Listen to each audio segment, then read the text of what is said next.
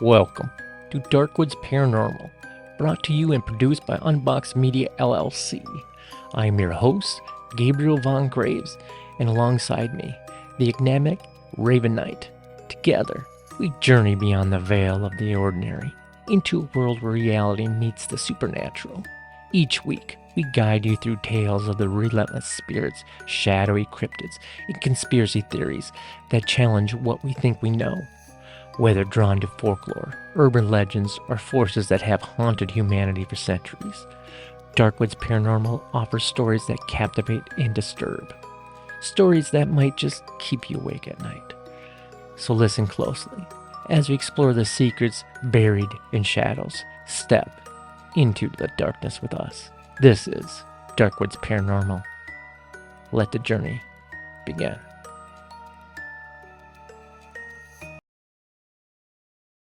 Everyone, this is Raven Knight from DarkWoods Paranormal, and I'm really excited to welcome my guest today. My guest, actually, we met at Missouri Paracon, but we're going to get into that in a little bit. I really want to talk about Missouri Paracon. So just so you know, Patrick, that's going to be one of the things we cover. But Patrick Keller from the show, the Big Seance podcast. We're going to talk all things paranormal, how Patrick got into the field of paranormal and also podcasting. I want to talk a little bit about the term paranerd, which I loved. I know. And then just about some of his other things that he's been doing, especially since you're the founder of the Missouri Spirit Seekers. I want to talk a little bit about that too. So welcome to the show, Patrick. Thank you. It's an honor to be here. Thank you. So I'm super, super excited to have you on the show. Gabriel's not here, so I'm heading the reins here. But Hi, Gabriel. He's listening from beyond. Oh. No, he's not. That sounds terrible. He's in the ether somewhere. He's out listening. there somewhere. He knows we're talking about him. Yeah, welcome to the show. So I want to give our listeners and viewers just a brief little brief little thing about how we met. So we were at Missouri Paracon, which most know, but when we were at Missouri Paracon with all of these other wonderful paranormal people, you were one of the other podcasts that was at the con, and you were so gracious to come up to us and start talking to us. You introduced yourself right away, just a super friendly, amazing person. So we both kind of connected later on and said, hey, let's be on each other's shows. And so here we are. It was actually kind of cool because a lot of listen to me a lot. I haven't been to a ton of conferences. You know, when we're landlocked in Missouri, sometimes I feel like we're left out of the cool stuff. It's either in Michigan or Wisconsin or both coasts, you know. And but the conferences I have been to, I'm often the only podcaster there. And, you know, there were years where you had to, it's a lot different now, but there were years where you had to explain to people what a podcast is and this is how you listen. And so there's not as much of that now, but it was exciting to be in a room with like 5 or 6 different podcasts in the vendor space, which was cool. I was going to say, it's actually funny that you bring that up because I still get that all the time. I don't know how to watch a podcast. Yeah. No, you don't watch one. You just click this button. Or like, how many times have you'll post something on the internet, like, listen to the podcast, here's the link. And people will be like, I don't know how to do that. I'm like, you literally just click the link. It's literally right there. Yeah. Yep. It's a thing. It's a struggle. Still happens sometimes, I guess. So let's talk. I mean, I know that you're an educator. That's part of your background. How and when did you get into podcasting? Like, what was the drive? How did you the paranormal came first, actually, because there was a time when I would say probably for a year or more, maybe even 2 years, where I only listened to one podcast regularly, and it was a paranormal podcast. And so that was like and I got so excited each week and was ready. It was the Paranormal Podcast by Jim Harold. You Oh, know, at he was like the first, and that's how he got the title, the Paranormal Podcast. He started in, I think, 2005. 2004 is when podcasting was invented, and so he was really early on. I discovered his podcast around 2008. My now husband, but then boyfriend, was like, "You need to check out, this podcast." And I was like, "Excuse me, pod what?" And so he was the first one to uh kind of show me. And I had an iPod, but I didn't really, I used it for music. And so at the time that's when you had to plug the cord in to your iTunes and get and it was a big thing. But yeah, I was really inspired by his podcast, and he's actually the person who reached out to me and said, I'm thinking about doing this podcasting course, and you are, a big listener on my show, and do you think you would be interested? And I was like, oh my God, I've secretly been thinking about it, but didn't think I could ever do a podcast. And so that was probably 13 when I took his course, which he only did that course for like a year, by the way, and I was like the only graduate of his course. But that's what started it. And so then I had already had a blog at the time. I was blogging at I had bigseance.com. So I did that for a couple of years. And so I just kind of converted the blog, as many people were doing at the time, into the podcast. So that's how podcasting was introduced. And then I since then, for several years, I taught podcasting in one of my classes at school. I taught music production for like 7 or 8 years, and I wrote the curriculum for our school district and made sure to get podcasting as a unit in music production. So I taught it to middle school students for several years too. wow. So it gets a little nerdy. Nothing wrong with that. No, that's amazing. You're teaching podcasting to middle school students? Yeah, and it was That's one of so the cool. first. I had a music production lab, which was probably at the time, I forget what year it was. It was like 10 years ago. It was one of the only middle school music production labs and courses in a school district.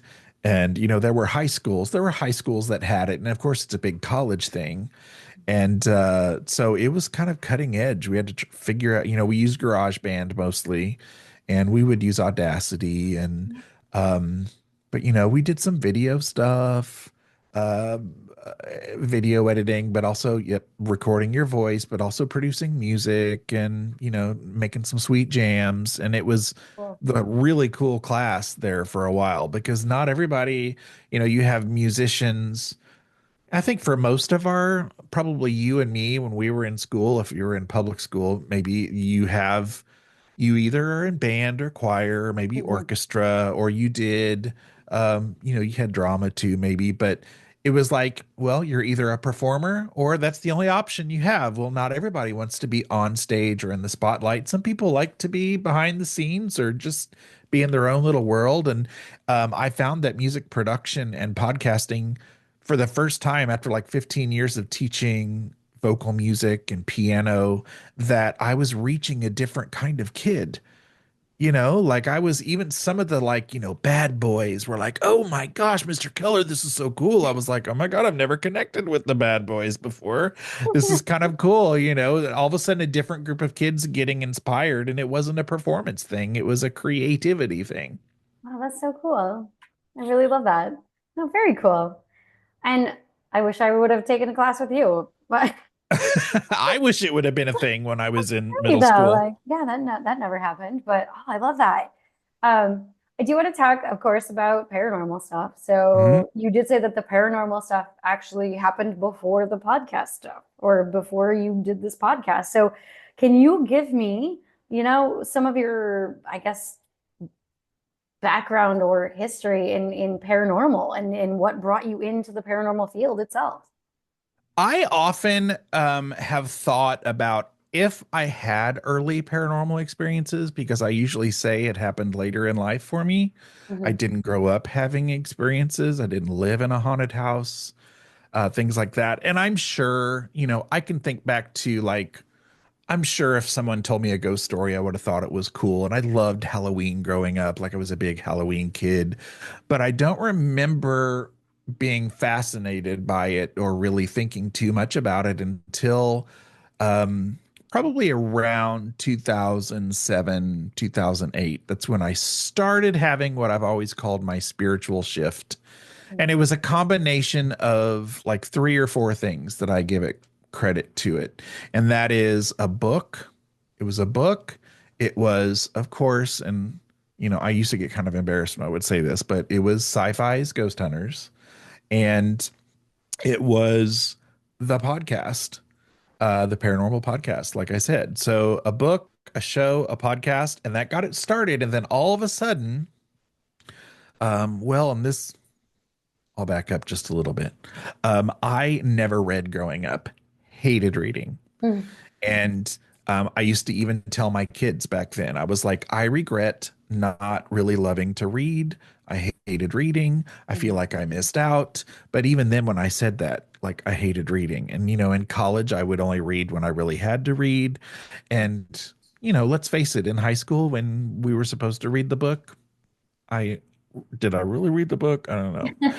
And I had probably comprehension issues. I could read fine. I was a big drama theater kid, speech tournaments, and so I could like read something, but I didn't always know what I read.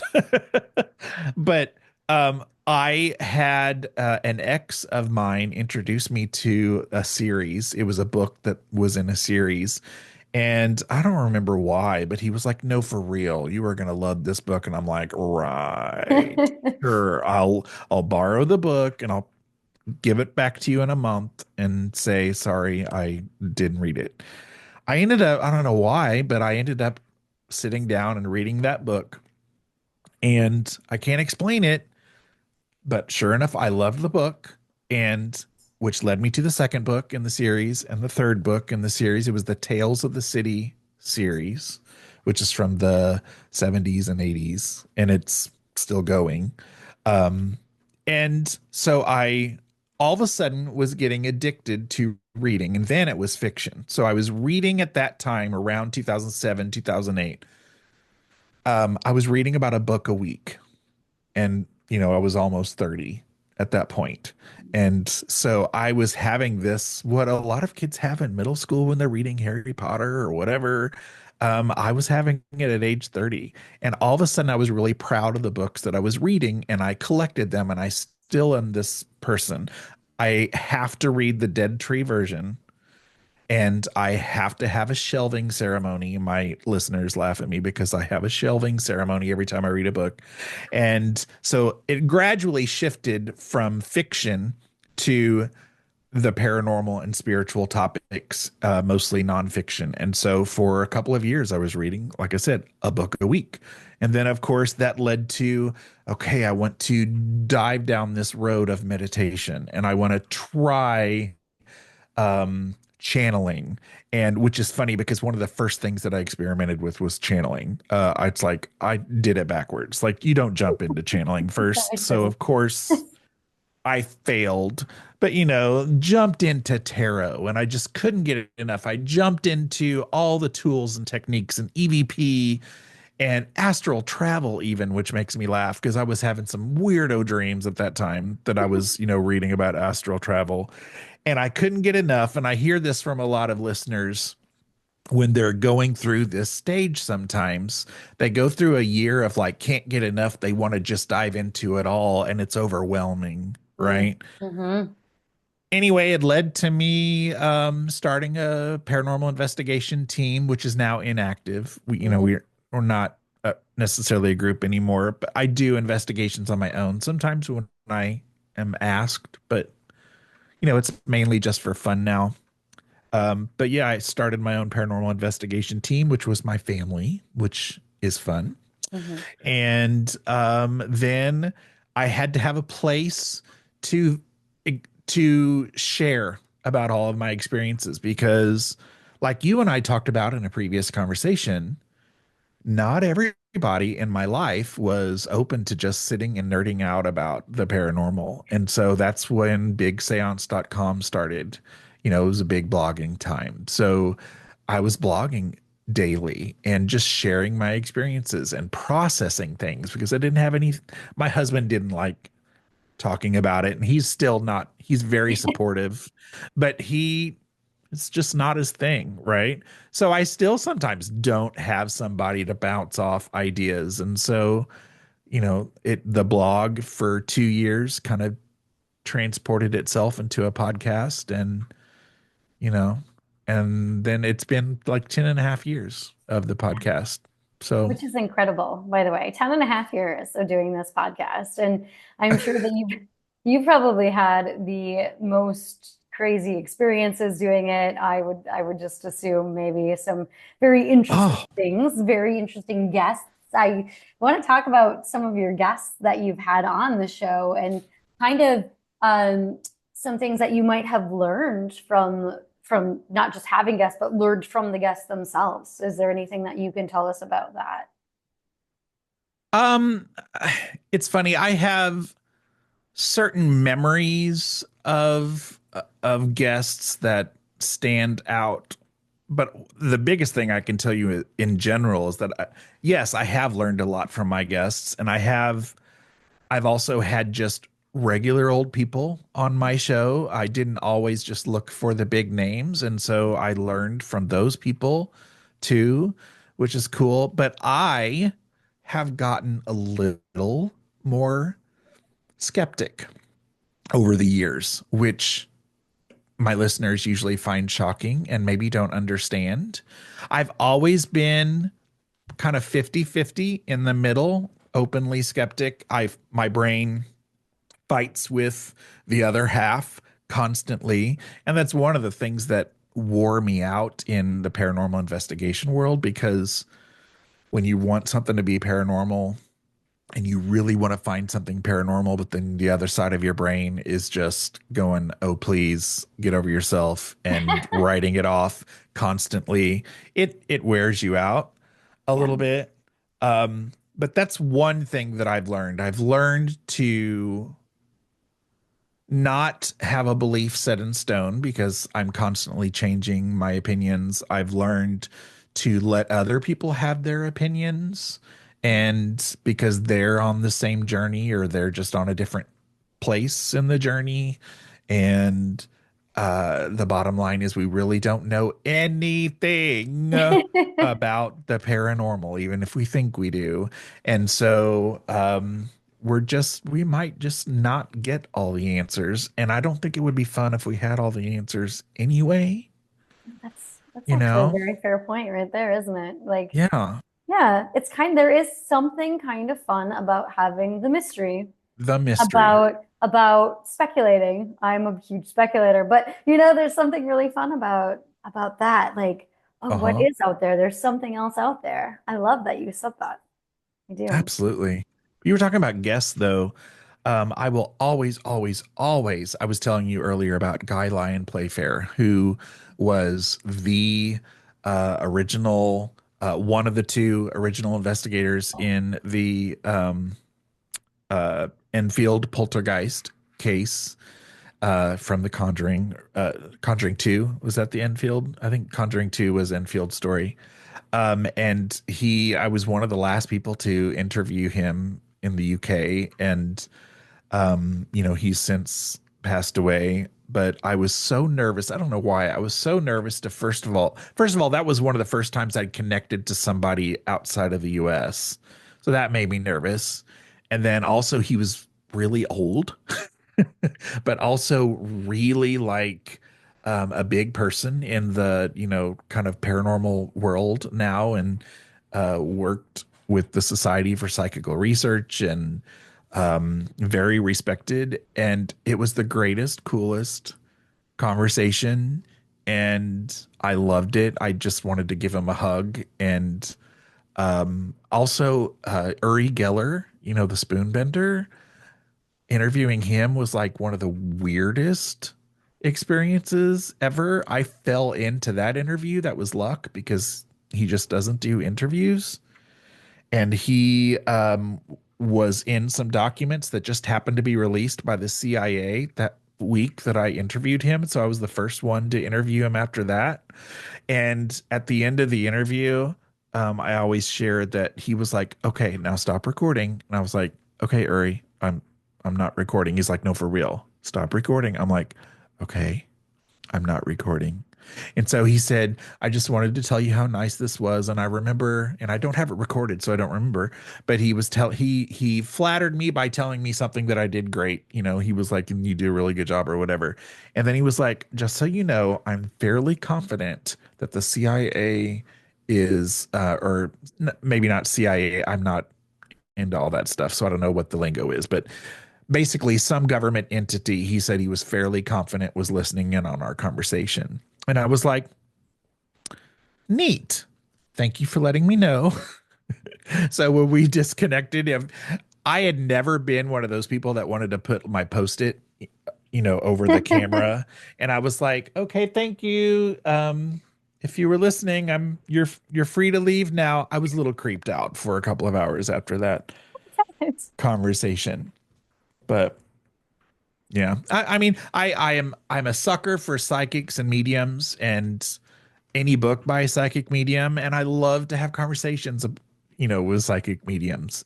I'm always going to be a little skeptic still about, like after reading so many books about psychic mediums, you read different things and you're like, "Wait a minute, all these things can't be true at the same time." That kind of thing, but I Yeah. still love it. I love it. I love the idea of a seance and spirit communication and all of that stuff. I'm blabbering. I'm going to let you now Oh, step you in are and take definitely not. over your You show. can blabber all you want. That is totally fine.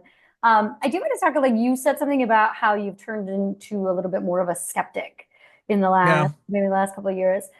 How has it changed, and maybe why has it changed? Do you know why you've kind of leaned a little bit more in that I area? don't I don't know. I think it's just I don't know, and part of it bums me out too. I think I might have said that. Like some of that mystery is gone. Like I remember, how I felt when I was way quicker at thinking, "Oh, that was an EVP," or "Wow, we got communication."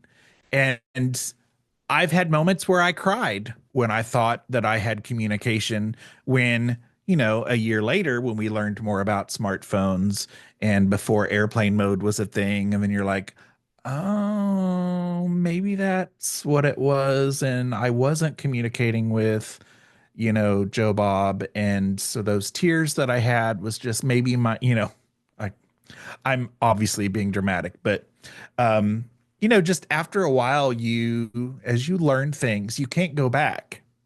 It's not easy to unlearn something once you've seen it, right? So, um, I don't know, maybe my heart is just being hardened. But Oh, I hate that. I don't think so really. I think I'm just learning more. And I think the more experiences you have, the more wisdom you get, the more people you talk to, like I said about psychics and mediums, the more stories you hear that maybe conflict with each other, or the more examples you hear of fraud out there that, a lot of times people talk about fraud as happening just in the spiritualism days. Well, it's still happening, and when you all of a sudden discover those things, it's like it breaks your heart and it kind of ruins it for you. And then you're like, "Well, how many other things have I fallen for?" Well, there's that. I mean, I've had a lot of Yeah, relationships like that, Patrick. Um, that's funny. Sad. No, I mean, but that could be anything. I mean, in any field, right? There's always going to be a fraud. There's always that's Yeah. why it is good. And we've had this conversation. We were just having a conversation actually about how it is good to have a little bit of skepticism, Yep. and not fully believe that every experience is actually a paranormal experience. So I think that, just having maybe not completely being closed off, but also being open a little bit as well. But well, that is And I am not a full-blown skeptic. I want to be clear about that. I do, for example, I have absolutely no doubt that there is life after death. You know, I don't fear death anymore. I fear pain. I fear the pain of death, but I no longer like I grew up in church, and a lot of painful dogma and, stuff like that. And that's one of the things that I lost in my spiritual shift. Like I dropped all of that and I now know that something's gonna be there after I cross over. It's the evidence of paranormal and the evidence of EVPs and orbs and all of that, you know, now I'm kind of that grouchy, like, ugh. But I let people have their thing and you just smile and you nod. But inside you're like, oh, I remember when I thought that was paranormal. you did have your own ghost investigation or ghost hunting group, and did your own investigations. Let's talk about so what kind of experiences did you have with the group? Did you ever have any, and where did you go? Like what were some of the Um, experiences that you had there? I was really big at the time. This was around 2010 to 2014 is when we were really active. Um, that is also about the time when the explosion of other paranormal teams were happening. Everybody was getting inspired by the TV shows and so there was this kind of bloat, I guess, of paranormal teams. And so like for example, I Missouri Spirit Seekers was the name of our group. I now hear that name and I'm like, "Oh my gosh, seriously? I can't believe we called ourselves." Because if you look at every group that's called something Spirit Seekers, I'm like, eye roll, giant. Uh, but no, I insisted on doing it to help people. Now I think paranormal teams, and partly because there's just so many of them out there, it's more of a for fun thing. It's like having a bowling team or whatever. And because there's so many teams that people don't necessarily call a team when they have help. It's just kind of paranormal investigations kind of changing now. It's sometimes it's seen as more for fun, and it's kind of, there's a fine line with tourism, paranormal tourism, and the group ghost hunts and stuff like that, that now is sometimes seen as, oh, well, I'm a paranormal investigator, and I'm like, really, are you? um but we had 10 or 12 kind of big official investigations where we were either invited or and I've on top of those, I have done a handful of investigations just by myself. Mhm.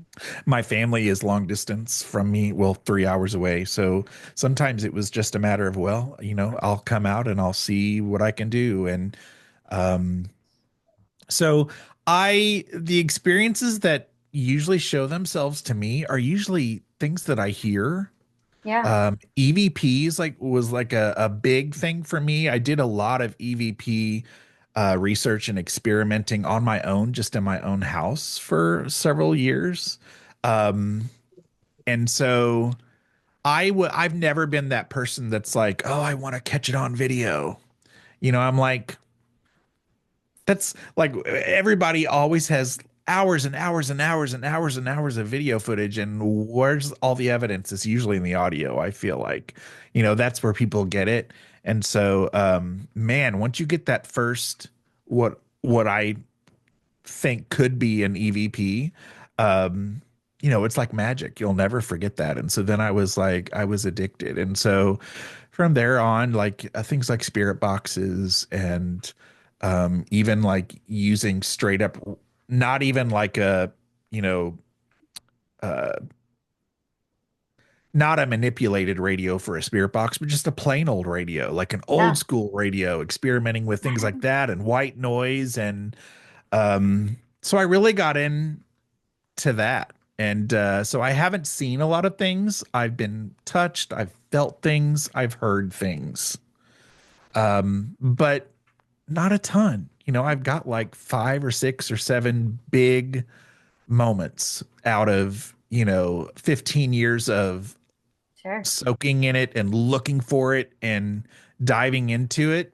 They don't happen very often, but when they do happen, it's kind of cool. Can you maybe give us one of those moments? Do you remember? I will give you my biggest moment. My I love biggest that. moment. Okay, my biggest moment it is uh I was really heavy into a lot of stuff. I was blogging, the podcast wasn't a thing yet. I was blogging and doing a series on seances. So I had, with a medium friend of mine at the time, organized 2 or 3 seances over like a 3-week time period. And we planned them out. And what we were doing is I was trying to reach out to pioneers of the paranormal spiritual space. And we were videotaping it. We were, meditating. We had the candles. I had sitters, which was my family, and I was making videos of them. And at the same time, I'm also teaching. This was when I was still teaching. So I was doing that during the day, which, was no stress at all. Middle school, no stress. And, Not and at all. Not at all. yeah, also I was Easy. blogging and doing a lot of EVP experiments on my own. I was doing that. And then also to top it off, there was a week where one of the times where I had a family who is not into the paranormal, not into this for the attention, do not want attention for it. Please don't tell anybody about it, but I'm worried for my family. You know, Normal family, right? This is not the ghost hunters black t-shirt wearing family. And so I stepped in, and it was like a weeknight, staying overnight there and doing what I could and helping them. And so then there was the next couple of nights looking over all of that stuff, listening, trying to see what I got, communicating back and forth with them. And so all of this stuff I was heavy into it, right? I was deep into the paranormal, asking for it, reaching for it. And um, I was in bed one night, and my sister and her wife just happened to be staying at the house that night because we had had the seance that evening, or that evening, I think. So it was in the same week we had a seance we had just done. I had that investigation, all kinds of stuff. So it was in the middle of the night. I woke up. My husband is sleeping. He is on my left side. I am on the right side of the bed. I am sleeping on my left side. So I'm looking at my husband, right? Are you picturing it? So I wake up just like this in the middle of the night. I like to joke that it was, people want it to be 3 a.m. when I woke up. I don't know what time it was, but it was definitely like way in the middle of the night. And I was cold, like that movie Hollywood, all of a sudden you're cold. And I just, something about it. And I don't have these experiences. I didn't have anything like this up to that point. I would have rolled my eyes if somebody told me. But I just could tell that something was there. And I'm not going to say it was evil or, negative, but it didn't feel comfortable. But also my heart was racing. And so here's my skeptic side of my brain, right? The skeptic side of my brain is, well, is there a side that the man is not supposed to sleep on because it could give you, could make you like that kind of thing. So I was Sure. like, am I having a stroke right now? Am I having a heart attack?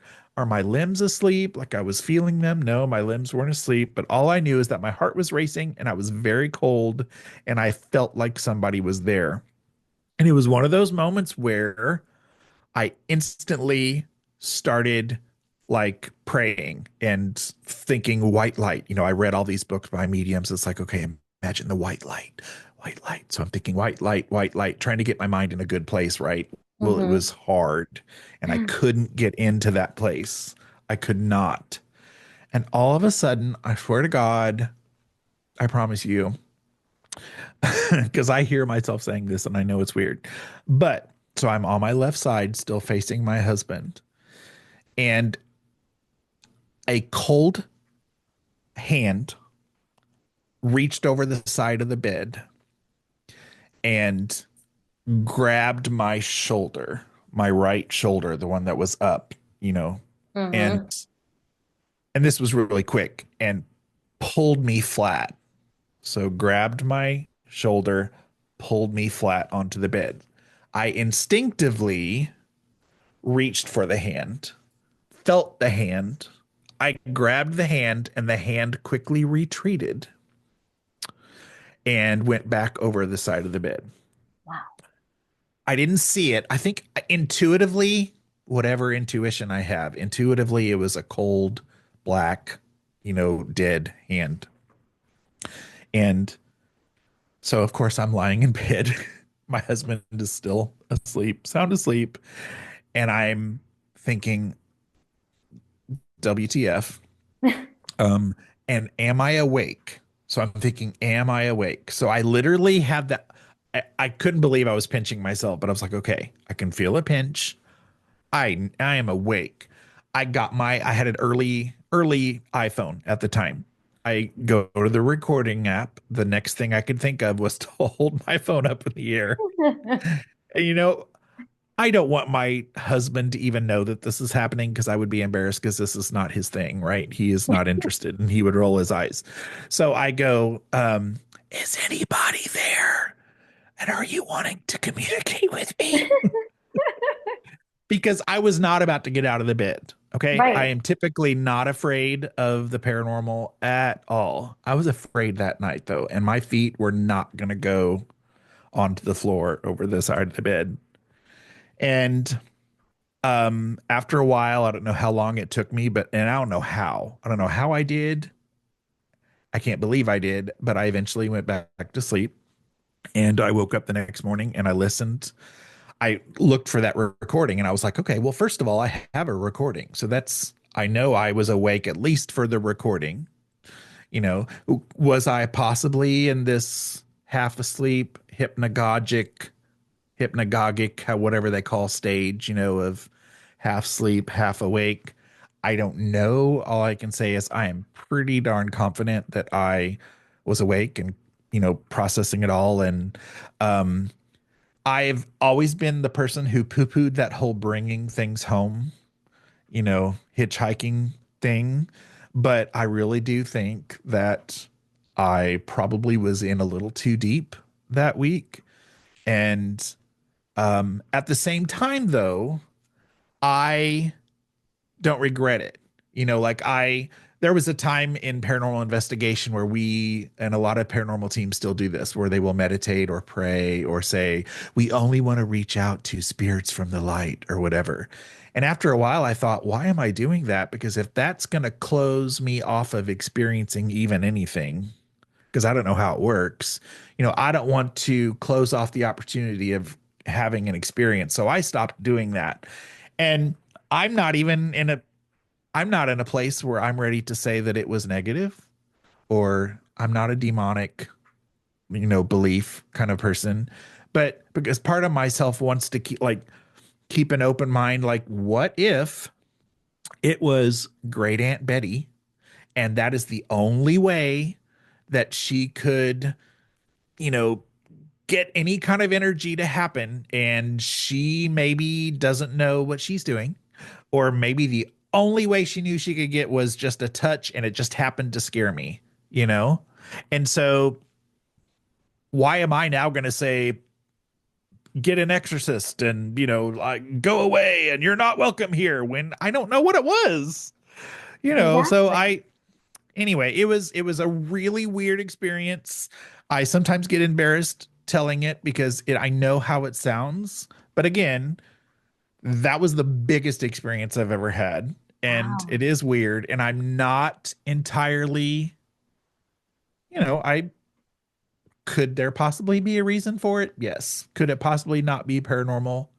Yes, I'm leaning toward the other way, But anyway, that brings in a lot of what I was doing at that time. Mhm. A lot of the nerdiness I was doing, and it's my biggest experience. I've had other little experiences, but nothing that big. That sounds like a pretty intense experience, anyways. First of all, I want to say we don't pair shame. Oh, Um, okay. Okay. yeah, no shame. No, don't feel embarrassed about that. Um, I mean, I couldn't imagine being in the middle of like, you're sleeping, it's the middle of the night and having a hand. Of course, you're going to be scared by that. Like, you don't know what's going on. And just the idea of somebody being in your space when you're sleeping is already kind of terrifying in itself. But I mean, so my co-host and I have talked about that too. Like, we don't know, like maybe that's the only way that sometimes they're able to communicate with us and they have to make these like a grand gesture, or they don't know what they're doing either. Like, who's to say that just because, you know, they were living, who's to say that when they're dead that they even know what's going on, or they have to start to regain their strength or build that energy, or who's to say that like It's kind that of like the whole energy they shadow have right person away. thing. I Yeah. hate the whole shadow person thing. I'm like, how do you know that's the only way they can muster up something as a shadow? Who are we to say if it's a shadow, a dark shadow, it's bad? Well, Oh you're in yeah. the dark and and at the same time, even though part of me still wonders if it was, you know, just like there are negative humans out there, there can be Mhm. negative ghosts, right? But I still thought it was cool. There was a part of me, even though I was scared to death as soon as that happened, I was like, oh my God, shut up. Are you kidding me? Right. And if you think Mhm. about it, I was at the time, and even now, like I'm always jealous of the person who has the experience, right? And I'm always looking for it and desperately wanting to experience something or to, have a medium, give me validation or experience apparition or have something touch me, or like I'm always welcoming it and we're wanting it. And so sometimes it makes me uncomfortable when I see paranormal investigators say, now you cannot follow me home. I mean, like like talk down to them like a school marm. And I'm like, Yeah.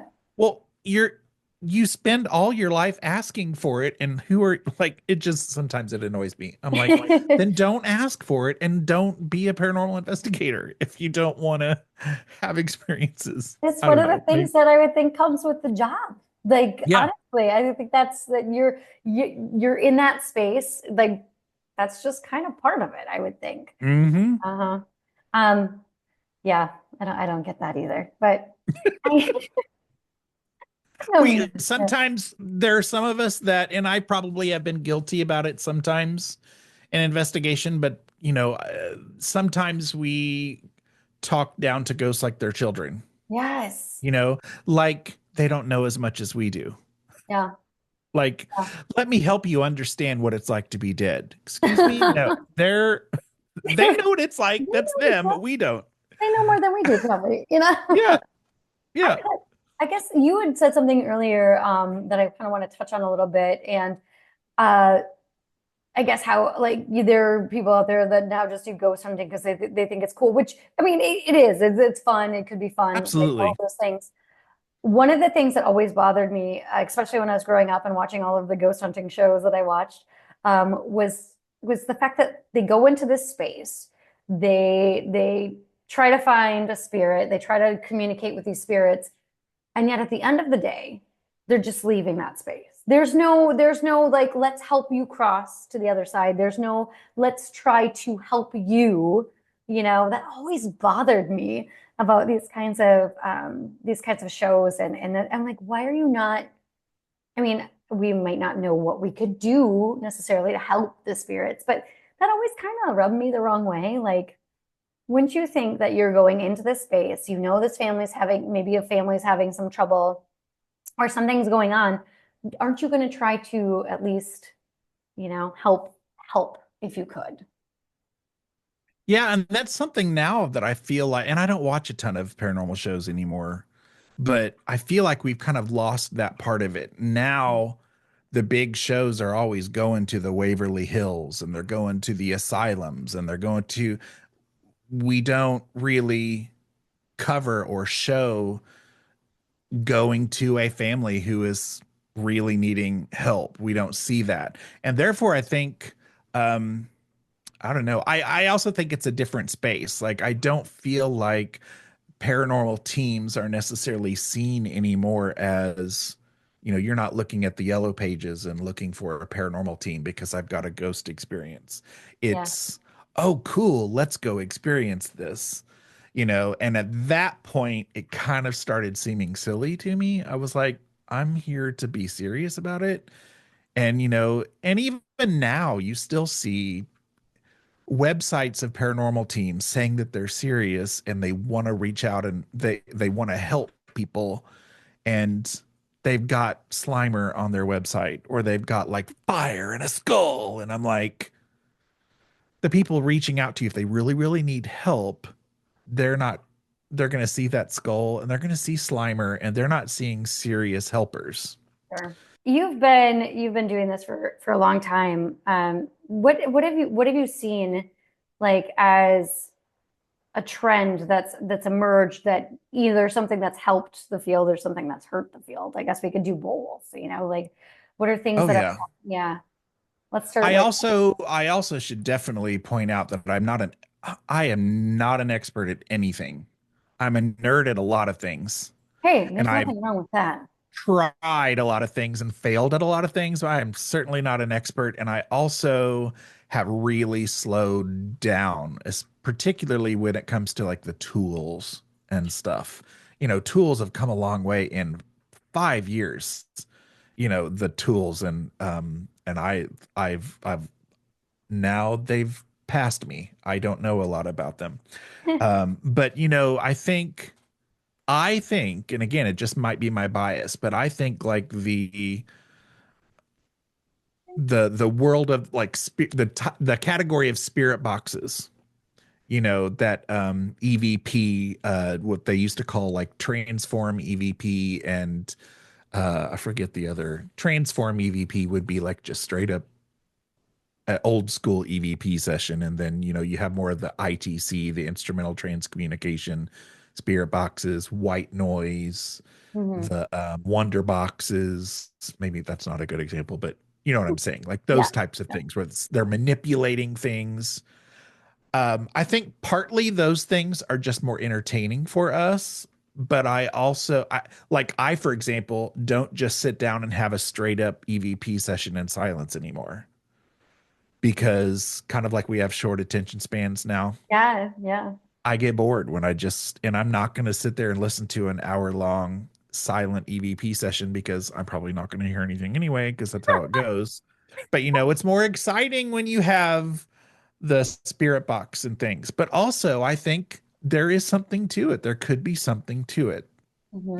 Like um, them capturing the energy in bits and pieces and like forming them together for us to make something. Or sometimes in a spirit box you do hear a voice that stands out that's not a part of what's going through. It's a voice, and I'm like, crazy, weird. I'm still like blown away sometimes by the Estes method, that's really huge now. Hmm. There are a million reasons why the Estes method and spirit box can be explained, but I still love it. I still love it. I will never stop using it. I've had parapsychologists on my show that have given me reasons why this is not a thing. Like, it's not a thing. And I'm like, maybe, you know what? Thank you for educating me. That's awesome. However, this weekend, I'm probably still going to get my spirit box out. Like I can appreciate your wisdom, but it's still fun. Yeah, there's that. you know I don't know if that answered your question. I guess I don't feel like I am knowledgeable enough in to really give you a good answer for that question. Does that make sense? That makes sense. That makes sense. Yeah. I think that you're itching so bad to have an experience, Patrick. I think we need to go to the Velisca house. Oh, together. Yes. Okay. Because Okay. it seems like everybody has experiences there. Maybe that's what we need to do. Um, I've got some close friends of mine that I didn't actually have at the time that I was doing all of most of this stuff, but they are also very into the paranormal, and we sometimes go on, little journeys and yeah, trips, and that is one that they would love to do oh, that'd be too. fantastic. Yeah. Yeah. Speaking of, I mean, so I brought that up because, we just covered that and you and I had talked Yeah. a little bit about going, kind of, I don't know if we were joking or not, but I'm totally in, Patrick. Oh, Yeah, let's get the yeah, calendar out. let's go. We're actually going right now. Yeah. As As soon as we hang up. soon as we hang up, we're going. So this might be a later episode. No, I'm Right. gonna go check that out first. I want to ask, I mean, it seems like a cliche question, but I still want to ask it. If you could investigate anywhere, like what would be your dream investigation? Like a place that you Oh, just love to check out, see. well, I have always said Villisca. I have Mm, said Villisca. I don't know that it would be top. Um, it also used to be Waverly Hills, but now I've been to Waverly Hills twice. okay. Um, what's the other one? I always get it confused with Waverly Hills, the Trans Allegheny Oh, Lunatic yeah. Asylum. Mhm. I've driven by that when we were traveling as we were going through Salem. I didn't even know that it was anywhere near there, and I just saw it and I recognized it from it being on every show in the world, and I was like, I know what that is, but we couldn't stop. I Mhm. would love to go there. There's also a couple of places that are, that too soon kind of situation that I would love to not kind of like what you were saying, not because I think it would be really fun and a cool experience, because and like um the World Trade Center in New York Mm, City, like mhm. I worry that sometimes we avoid those places because it's too soon Mm, and we don't want to be, but I'm like, how do we know there's not, you know, souls wanting help or souls wanting to right. maybe I'm not, they might not need help, but I mean they maybe want to communicate. I mean, we have lots of documented stories of people who there's a really cool book. It was a mainstream book about uh premonitions of 9/11 from all those experiences, and of course a lot of those disasters have the whole I got a warning sign and so I didn't take the flight, or Yep. stuff like that.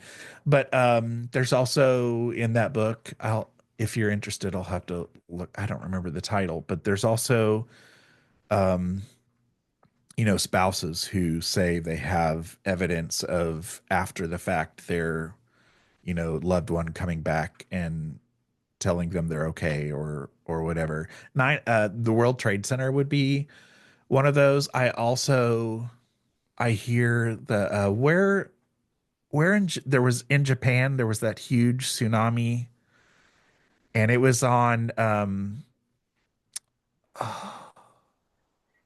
some series where they covered like the taxis. The taxi drivers have all these experiences of, Yes. and Yes. to me that is so sad, I but I'm remember so that. moved by that. And to me that like that's one of those too soon. Although I think in Japan, I think they have a different relationship with, spiritual things than we do. But I think that would be interesting too. But again, that's selfish and probably too soon. That is You know, interesting. I think it would be interesting. And you make a very fair point. Like, who's to say that there aren't spirits there that want to communicate as well, you yeah, know? and I'm not necessarily the person that wants to go and cross everyone over, because I also don't think that that's always our place to Yeah. even say that someone needs to be crossed over, but I do always think everybody needs the opportunity to communicate if they have something to communicate, because and maybe they are communicating all the time and we just aren't hearing them, but that if there's anything that will make me cry in an EVP session or sitting in a house in the dark, investigating, I often will not have any evidence that I'm reaching out to anybody or getting any, paranormal experiences or not, but just the thought that I could be, Yeah. and imagining who it is that you could be talking about or talking to, and talking to that spirit about, what's your family like, and, what were holidays like, and what do you miss? And, and I'll just cry Yeah. Yeah. thinking about I could be communicating with somebody right now. And if they are there, maybe they are trying to communicate with me. And if they're not successfully making it happen, are they sad that I don't know. Let's see, I could go on. It's questions after question after question. I want to talk. I've talked actually about this with a lot of people actually. But you're talking about the wow, the World Trade Center. You're talking about Japan with the tsunamis and all of that. Now, there is also the fact that like land in certain places, when there's a disaster or something like that, how that actually holds all of this kind of energy already. Mhm. So I had an interview with Bob from Shaker Cigar Bar in Milwaukee, and he had been to like the Alamo, for example, and like just there's so much energy just walking into a space where tragedy has happened. And you're nodding, which means that that's telling me that you're definitely going to agree with what I'm saying here. Is just that, I mean, I guess the question really was, do you feel like, certain places hold that kind of energy? Absolutely. I can tell you that the school that I worked in for 21 years was a fairly new school when I started working there. And there was no tragedy that happened in our school, but there are I mean, it's a huge suburban school, right? So 700, 800, 900 kids would come through this school every day, right? There were weird things that would happen at night in that school. There were stories that custodians had, and they would come to me and tell me stories. And you would hear things, or I didn't so much experience a lot of those, sadly, but I did have people come and report to me or be spooked by things. And I really do think that, like schools, for example, it's not a Indian burial ground or anything like that, but lots of energy rushes in and rushes out. And you and I talked about how awkward middle school was, to the point where we blocked part of it out, right? A lot of people talk about blocking their awkward middle school experiences Yes. out. Well, if you have those little traumatic experiences in middle school, or even the exciting, cool experiences in a school or high school, I think some of that can be left behind, good or bad, you know. But also, you know, students do pass away over time. Yeah. And, if I am sitting here in my chair right now thinking about a particular memory that I had from my high school or from my middle school, is part of me back there? Am I kind of in a, you know, uh, am I transporting myself, an energy version of myself there, having an experience in that school? And is that energy me creeping somebody out in that building right now because I'm thinking back to some wonderful memory I had? It's Could be like yeah. multi-dimension, what if it's something like, you're just living in different spaces at once? Who knows? Yeah. And that could be a And whole other subject. yeah. Well, I just in itself, thinking back to my middle school that I grew up going to, I went to this middle school from 4th to 8th grade, and it was a old early 1900s building that no longer exists because it's since been demolished. But it was creepy when we went to school there. And I've seen pictures of it when it was abandoned before it was demolished. And I so wish I could have gone into the building before they demolished it. I had a lot of experiences there, and I'm friends with a lot of the teachers that taught there. And I've done a lot of genealogy of a teacher that taught there for, you know, almost the whole time the school was there. And, um, just, I mean, it's cool to, I'm sad that that building is no longer there because I have dreams about that school a lot. Now, I was a nerd in school too, and I grew up to be a teacher, so I have a lot of good memories from school. Um, but yeah, I have a lot of dreams still to this day about that creepy ass middle school that, is like you know, like a 50s movie. If you imagine, like 50s and like gangs in the 50s and Mhm. like have you seen that movie Sometimes They Come Back? You know, Oh, I have like not. No. like greasers and Mhm. um it was that kind of vibe in that school, even when we were going to school there. And so I'm like, man, I'm glad I didn't go to a like flashy new school. I'm glad I went to an old school with character, you Yeah. know, that was spooky and possibly had some ghost stories for real. Oh, I love that. I mean, there was a cave underneath, not a true, I shouldn't say cave. Why did I say cave? There were tunnels underneath this middle school. So those there were stories about those tunnels, I you that. you know. Actually, it seems like every place that has a tunnel underneath and Uh-huh. having some sort of story about it being haunted. Uh-huh. Interesting how that works. It just has to be haunted. It's a rule. It has to be. Yeah, but I mean, we also have talked, like my co-host and I, Gabriel and I have talked about like water, how Oh water, yeah. certain, certain things like temperature, like seasonal changes, and those things amp up different, paranormal activity too. So water definitely is a Well, source. have you ever been to Alton, Illinois? Oh, Alton, Illinois is a really interesting place. It still now is the home of the Haunted America Conference. I went to the Haunted America Conference for years. That was like the only paranormal conference I went to for a long time.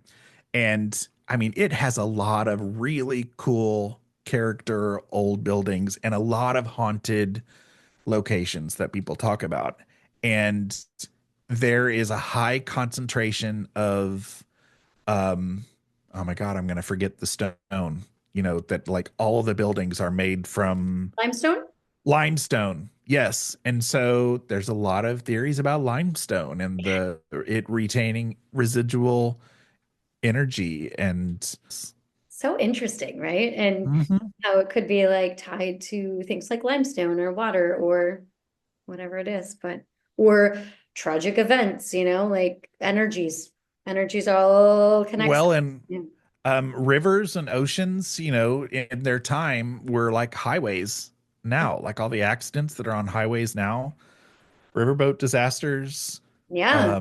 drownings, um, I mean, all kinds of, I mean, probably really bad stuff that we don't even want to think about.